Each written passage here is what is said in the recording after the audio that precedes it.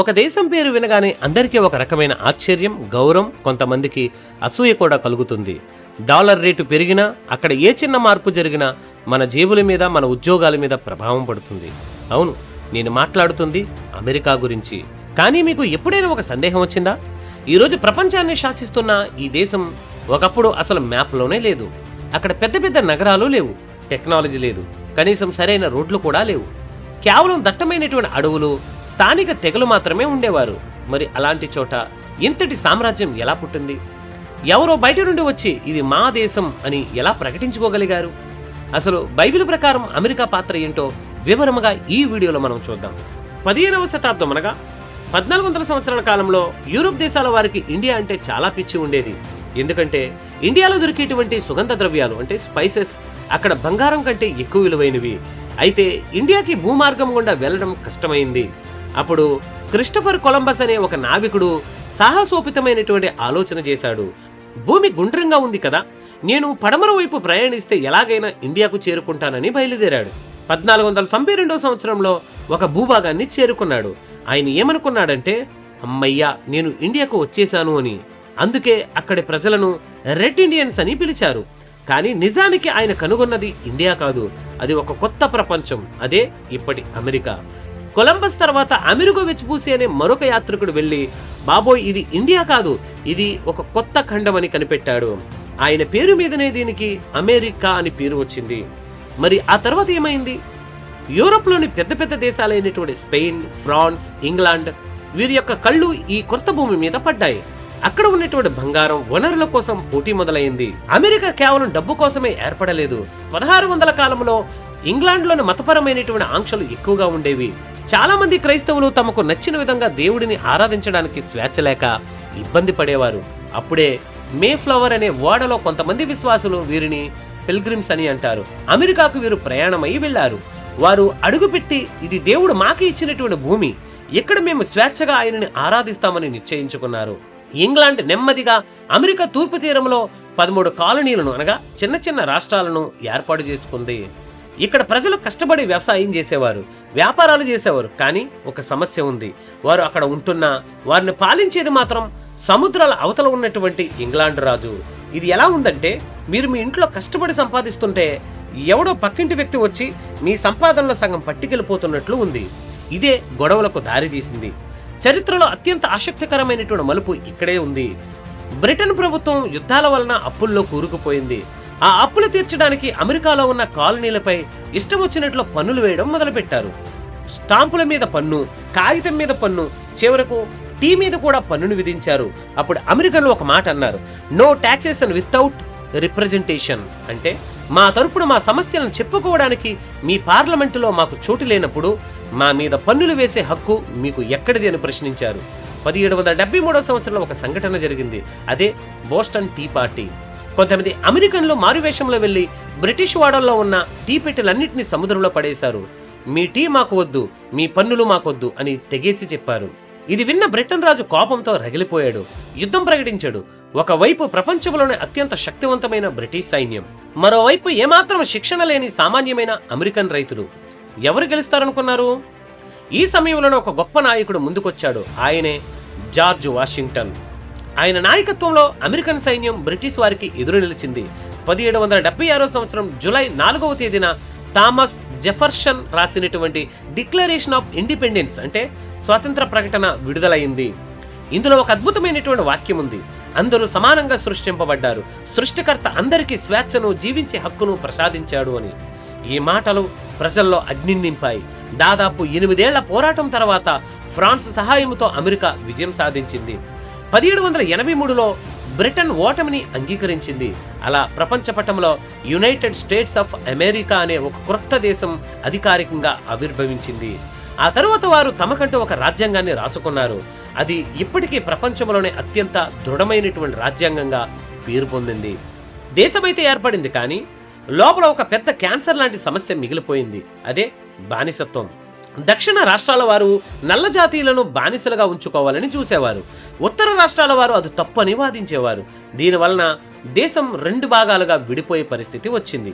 ఆ క్లిష్ట సమయంలో అబ్రహాం లింకన్ ప్రెసిడెంట్ అయ్యారు. ఆయన దైవభక్తి కలిగినటువంటి వ్యక్తి. ఒక ఇల్లు తనలో తాను విడిపోతే నిలబడలేదు అని బైబిల్ వాక్యాన్ని ఉటంకిస్తూ ఆయన దేశాన్ని ఏకం చేయడానికి ప్రయత్నం చేశారు.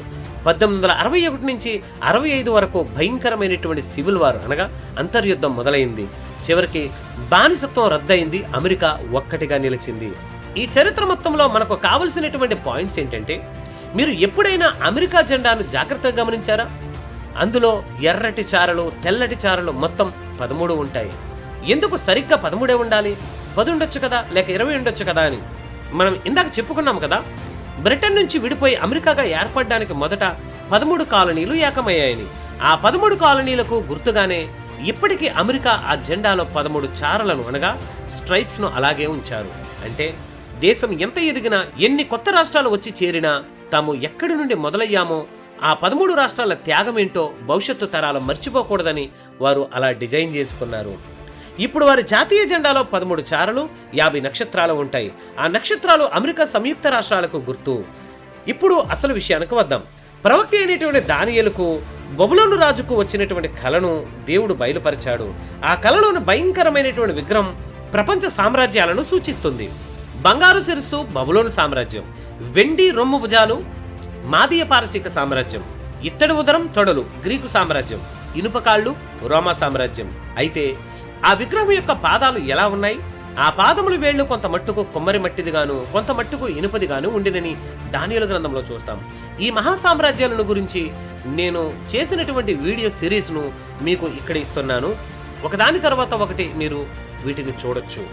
ఇనుము రోమా సామ్రాజ్యాన్ని సూచిస్తే, ఆ ఇనుముతో కలిసినటువంటి మట్టి అదే సామ్రాజ్యం యొక్క పునరుత్థానాన్ని, అంటే అంత్యదినాల్లో మళ్లీ లేచే ఒక బలహీనమైనటువంటి, ఒక క్రూరమైనటువంటి ఐరోపా కూటమిని సూచిస్తుందని బైబిల్ పండితులు వివరిస్తూ ఉన్నారు.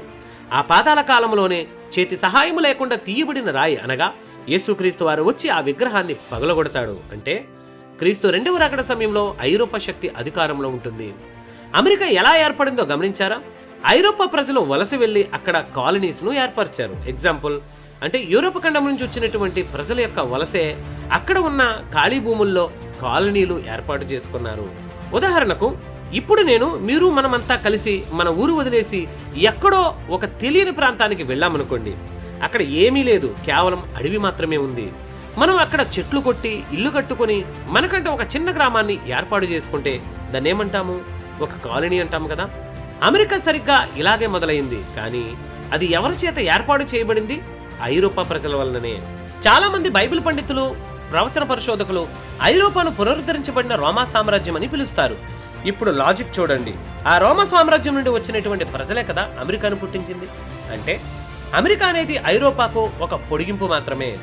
రోమ్ నుంచి యూరప్ వచ్చింది, యూరప్ నుంచి అమెరికా వచ్చింది. దాని అర్థమేంటి?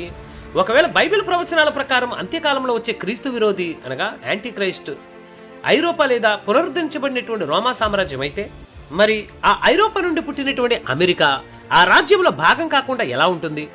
రోమా సామ్రాజ్యం ఎలాగైతే ప్రపంచాన్ని తన సైనిక బలంతో, చట్టాలతో శాసించిందో, ఈరోజు అమెరికా కూడా తన డాలర్తో, తన టెక్నాలజీతో, తన సైన్యంతో ప్రపంచాన్ని అంతటినీ తన గుప్పిట్లో ఉంచుకుంది. రోమ్ సంస్కృతి ఎలాగైతే విలాసాలకు, విగ్రహారాధనకు కేంద్రంగా మారిందో, నేటి అమెరికా సంస్కృతి కూడా ప్రపంచవ్యాప్తంగా అలాంటి మార్పులకే దారితీస్తోంది. మీరు ద గ్రేట్ కాంట్రవర్సీ వంటి పుస్తకాలు లేదా ప్రాఖ్యాత బైబిల్ పరిశోధకులు రాసినటువంటి ఆర్టికల్స్ను చూస్తే వారు అమెరికాను ప్రకటన గ్రంథం 13వ అధ్యాయంలోని 2వ మృగంతో పోలుస్తారు. అది గొర్రెపిల్ల లాంటి కొమ్ములు కలిగి ఉంటుంది. అంటే పైకి క్రైస్తవ దేశంలా శాంతియుతంగా కనిపిస్తుంది, కానీ మాట్లాడేటప్పుడు మాత్రం మృగంలా మాట్లాడుతుంది. అంటే ఆరంభంలో దేవుని పేరట, స్వేచ్ఛ పేరట సూత్రాల మీద ఏర్పడిన ఈ దేశం అంత్యకాలంలో క్రీస్తు విరోధి రాజ్యానికి సహకరించే శక్తిగా మారుతుంది. ప్రకటన గ్రంథం చూస్తే ఇప్పుడు మనకు ఒక విషయం అర్థమవుతుంది. ప్రకటన గ్రంథం 13వ అధ్యాయం 1వ వచనంలో, మరియు 10 కొమ్ములను 7 తలలను గల ఒక క్రూర మృగం సముద్రములో నుండి, అనగా ఇది రోమ్ సామ్రాజ్యం ఇప్పుడు ఉన్న ఐరోపా రాజ్యాల గురించి రాయబడింది. అలాగే 11వ వచనం, మరియు భూమి నుండి మరి ఒక క్రూర మృగం పైకి వచ్చుట చూచితిని, ఇది అమెరికా గురించి రాయబడింది. ఇక్కడ ఒక విషయాన్ని గమనించారా? మొదటి మృగం సముద్రం అనగా జన సమూహం నుండి వస్తే, ఈ రెండో మృగం భూమిలో నుండి వస్తుంది. భూమి అంటే జన సమూహము లేని ఖాళీ ప్రదేశం అని అర్థం. అమెరికాను కనుగొన్నప్పుడు అది సరిగ్గా అలాగే ఉంది కదా. నాగరికతకు దూరంగా జన సమూహాలు లేని కొత్త భూమి అది. పండితుల పరిశోధన ప్రకారం ఈ రెండో మృగమే అమెరికా అని. దీనికి గొర్రెపిల్ల కొమ్ములు ఉన్నాయి అంటే ఇది మొదలైనప్పుడు క్రైస్తవ విలువలతో, శాంతితో, స్వేచ్ఛతో ఒక గొర్రెపిల్లల సాత్వికంగా కనిపించింది. కానీ అది ఎలా మాట్లాడుతుందట? ఘట సర్పం వలె మాట్లాడుతుంది. సర్పం అంటే సాతానుకు గుర్తు. అంటే పైకి భక్తిగా కనిపించిన దాని అధికారం మరియు మాటలు మాత్రం భయంకరంగా ఉంటాయి. ఈ అమెరికా పుట్టి ఇప్పటికి సుమారు 250 సంవత్సరాలు అవుతుంది. ప్రపంచ చరిత్రలో 250 ఏళ్లు చాలా చిన్న విషయం. కానీ ఈ కొద్ది కాలంలోనే ప్రపంచానికి తెలియని ఒక వింతైనటువంటి ప్రతిమగా మారి లోకాన్ని ఎలా శాసిస్తుందో గమనించారా? గత 250 ఏళ్లుగా అమెరికా చేస్తున్నదేంటి? అది తన టెక్నాలజీతో, తన డాలర్తో, తన సైనిక బలంతో ప్రపంచంలోని ప్రతి దేశాన్ని తన దారిలోనికి తెచ్చుకుంటుంది. మొదటి మృగమైనటువంటి ఐరోపా ఏ విధమైతే ప్రపంచాన్ని తన గుప్పిట్లో ఉంచుకోవాలని చూసిందో అలాగే అదే పనిని ఈ రెండో మృగమైనటువంటి అమెరికా పూర్తి చేస్తుంది.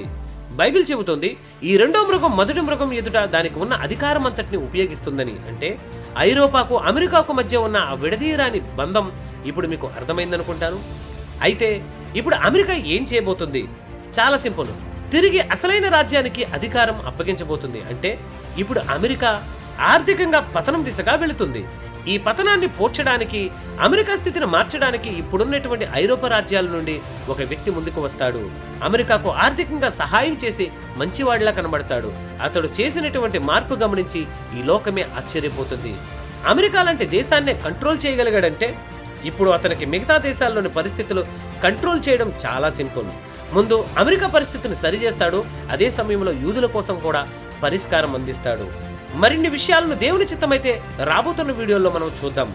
అవన్నీ ఒక వీడియోలో చెప్పడం, కవర్ చేయడం కుదరదు. కాబట్టి మరిన్ని అప్డేట్స్ కోసం మన ఛానల్ను సబ్స్క్రైబ్ చేసుకొని నోటిఫికేషన్ ఆన్ చేయండి. రానున్న రోజుల్లో చాలా ముఖ్యమైన సంగతులను మనం వినబోతున్నాం, చూడబోతున్నాం.